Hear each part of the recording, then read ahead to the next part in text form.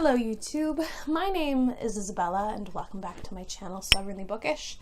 Today I'm going to be doing part 2 of my 2-part big book haul. I haven't posted an actual proper book haul in quite a few months, and boy have the books really stacked up.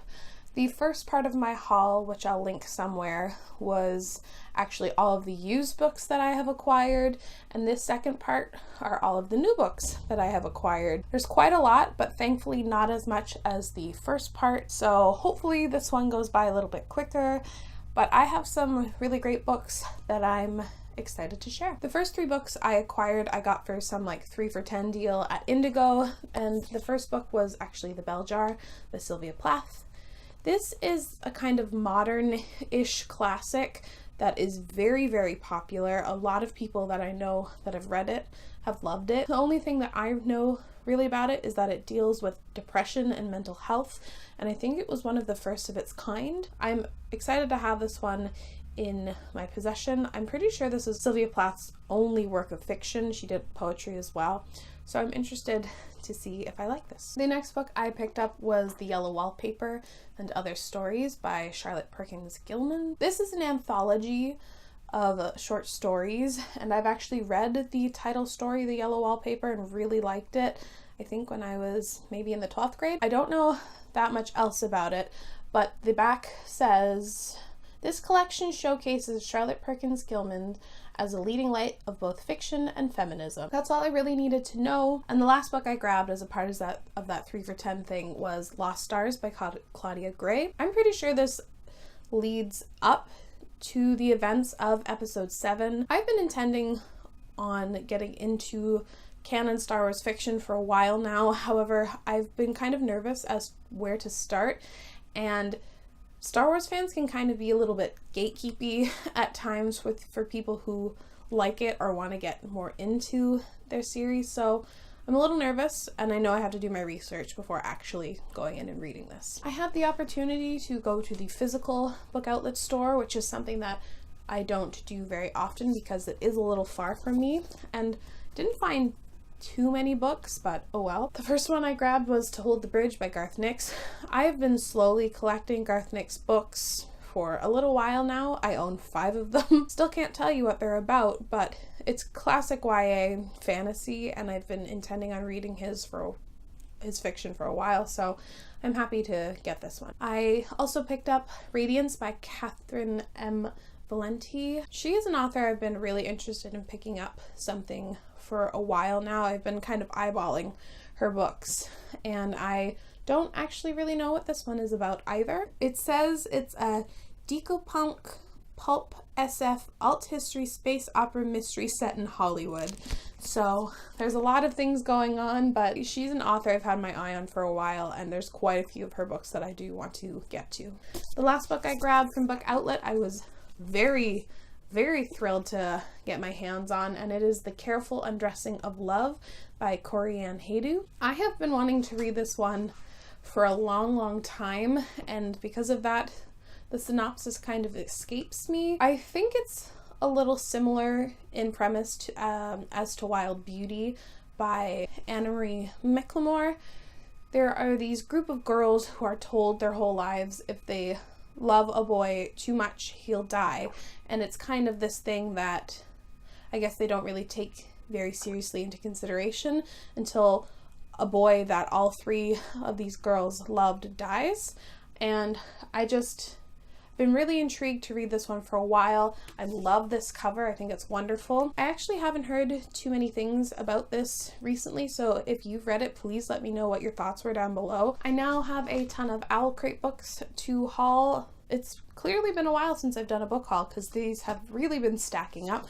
The first book was My Plain Jane by the Lady Janies, which are Brody Ashton, Jodi Meadows, and Cynthia Hand. This is a slightly spooky and satirical retelling of Jane Eyre.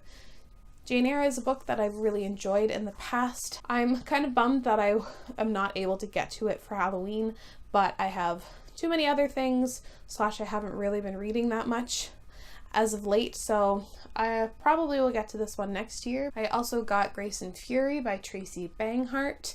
This is a far nicer cover than the original one. I think it is awful.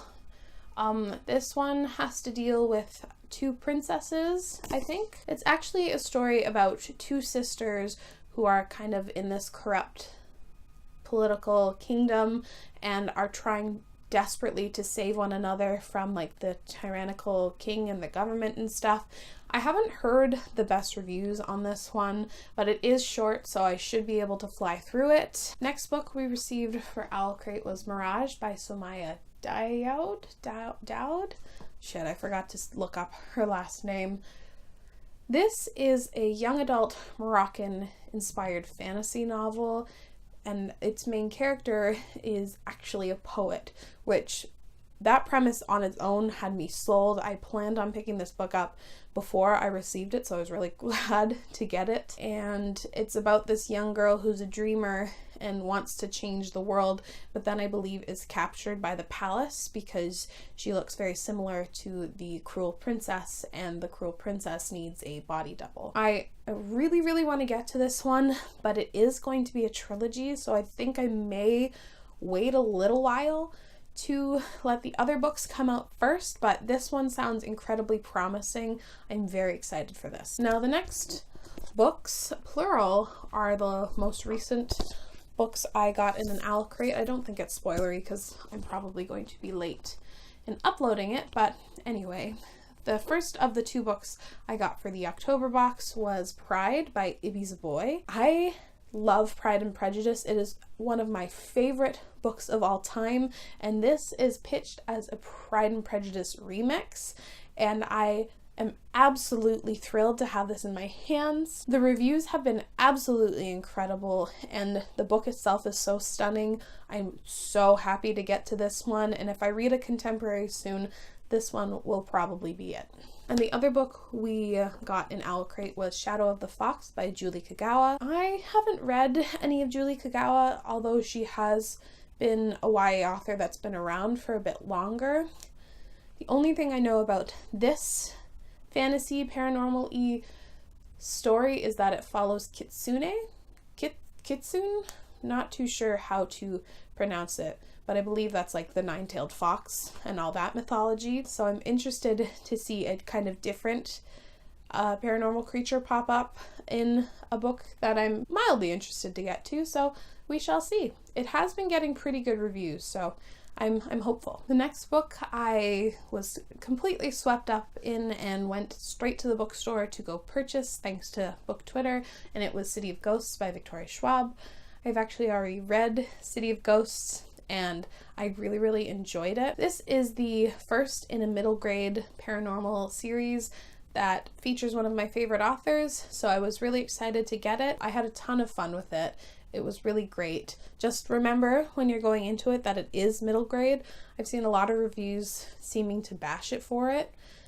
It's a middle grade book. It's not going to be the same as her young adult or adult fiction. I also entirely picked this up on a whim, and it is The Astonishing Color of After. I am about 150 pages through it, and I put it down so I could get to my most anticipated release of the year, and I haven't picked it up again, although I think it is fantastic so far, and I'm really intrigued and want to get back to it.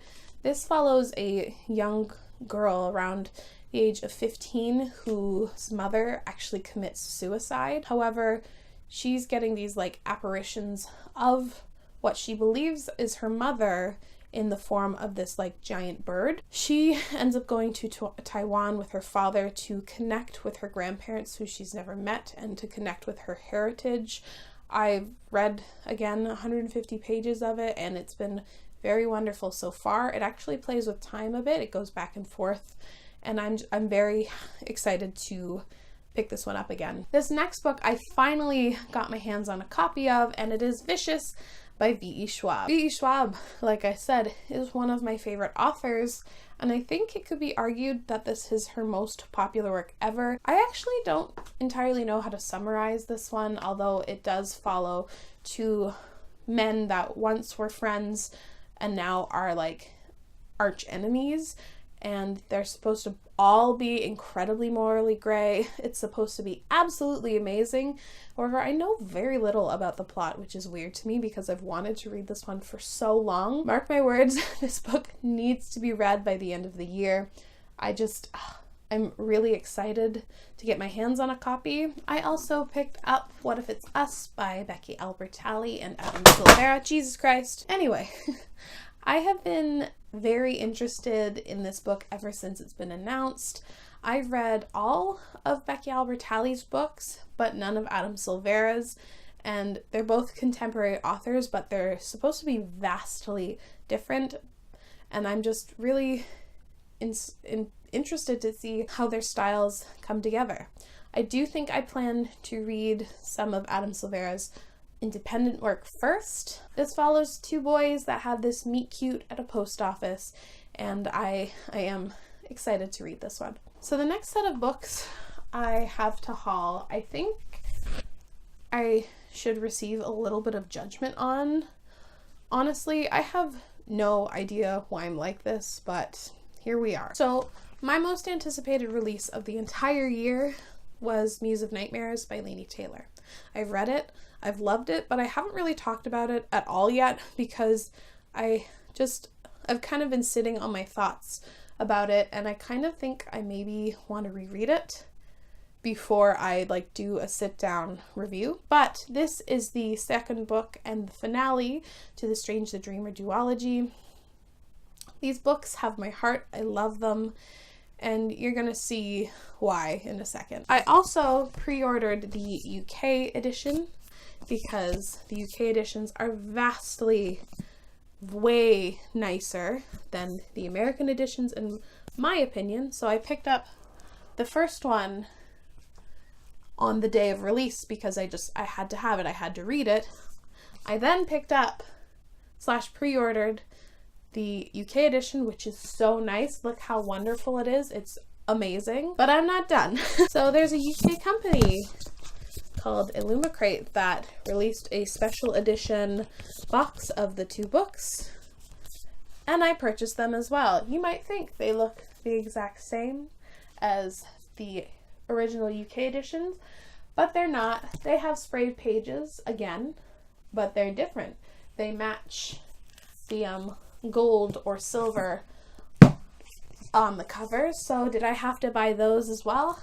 Of course I did. And because I went and purchased the Canadian edition of Muse of Nightmares, it couldn't be on its own. I couldn't leave it on its own. That just doesn't make sense. So I went and purchased Strange the Dreamer, and now I have 3 sets of copies of Strange the Dreamer and Muse of Nightmares. Judge me all you want. I think I actually deserve it for this one. Hello, dumbass from the future here, coming to tell you that when I was discussing my most anticipated release of this entire year, which I have since read twice now, was talking about it wrong and was mixing up the editions that were supposed to match, and I'm such an idiot. This is my original pre-ordered copy of Muse of Nightmares. You can tell because it has red pages. Here we go. But could I bother to actually look at the book when discussing it? No. This is the Illumicrate edition of Strange the Dreamer. Gold pages. Wonderful. Beautiful. And then this is the Illumicrate edition of Muse of Nightmares. It goes with Strange the Dreamer. Did I not have the gall to hold this up and not pay attention and tell you that this has silver pages?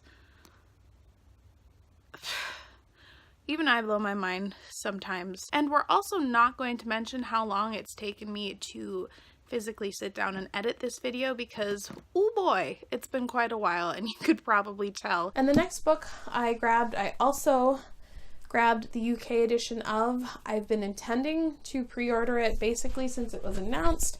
I kept putting it off and putting it off. And then I went to go pre-order it, and then it was out of stock, and I had a mild panic attack. Luckily, a week or so later, I got an email saying that it is in stock again, so I pre-ordered that so quickly, / ordered it, and it was the Six of Crows Collector's Edition. Six of Crows and Crooked Kingdom are some of my favorite books. I love them so much, and I almost missed the opportunity to get the collector's edition of this first book. It has lovely red sprayed pages and some illustrations of the main characters. And the last book I actually purchased with my US Strange the Dreamer. It was The Raven King by Maggie Stiefvater. I have since completed the Raven cycle now, and I have quite a bit of thoughts on it. To be honest, I think I was left a little wanting with this one in particular. I was hoping a few more things were going to be wrapped up, but this is the fourth and final book in the Raven cycle, the Raven Boys series. It's this really weird, kind of creepy paranormal series. I think it's worth the read. I don't love it as much as everyone else seems to, and I'm very, very happily anticipating the Ronin trilogy spin-off thing that's going to be happening soon, hopefully. So that's it for my haul today. These are all the new books that I have since acquired, and to be honest, it's quite a lot for me. I don't tend to buy new releases that often, but apparently in the past bit, I've just gone nuts. I would love to know if there are any books that I have hauled today that you've read and really recommend. Now I have to do a huge reorder of my shelves, which I've been putting off for so long because I have now acquired 500 copies of Strange the Dreamer, but now I have to figure out how to structure my shelves again, so fun. Anyway, thank you again so much for watching. I really appreciate it, and I'll see you again very soon. Bye!